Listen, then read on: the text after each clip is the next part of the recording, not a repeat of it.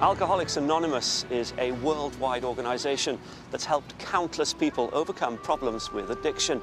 The story of how it came to be is a remarkable one and begins 100 years ago in Winchester Cathedral. Josie Darby went to find out more. This celebration in the sunshine is marking 100 years since a 22-year-old American soldier came wandering through Winchester Cathedral Close. The soldier's name was Bill Wilson, and as he walked through the cathedral grounds, this gravestone caught his eye. This much-visited headstone is now a replica. The original is protected from the weather in the Royal Hampshire Regiment Museum.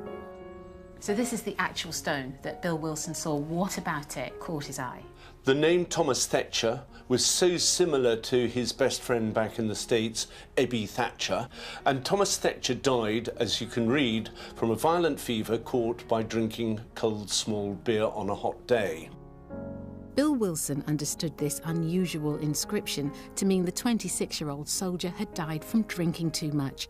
And years later, after his own battle with alcoholism, Bill co-founded Alcoholics Anonymous and recalled the Winchester gravestone on page 1 of the Big Book, which sets out AA's programme of recovery.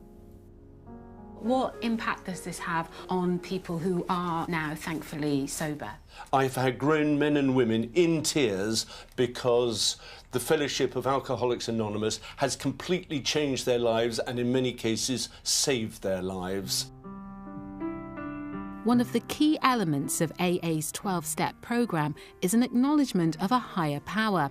Dr. Mani Medakani is a trustee. AA is not a religious organisation, but if you are religious, it can be very beneficial, because the same language is used, talking about God, for example. But even if you're not, I think it can help people.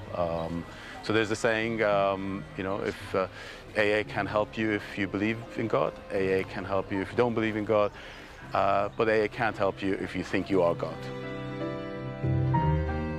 For Bill Wilson, the idea of a higher power was very real.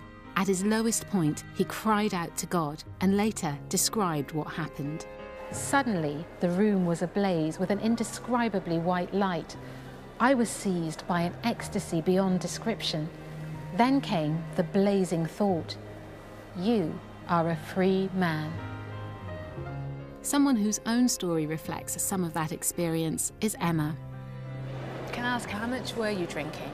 At my very worst, 10 years ago, I was drinking about 2 litres of vodka a day. From the things I've been involved in, I shouldn't really be here, with everything that's happened, but, I know that God never left me. I got distant and disconnected, but he was always with me. And it was when I joined this 12-step treatment centre, my journey and my relationship with God and Jesus really grew. To be able to be a daughter today, to be able to be a friend, to be able to be a girlfriend, all these things that I, in all honesty, never ever imagined that I'd be able to be, are coming true. And I believe that the 12 steps for me was a vessel that helped me to find my faith again. So I will be forever, ever in debt to them.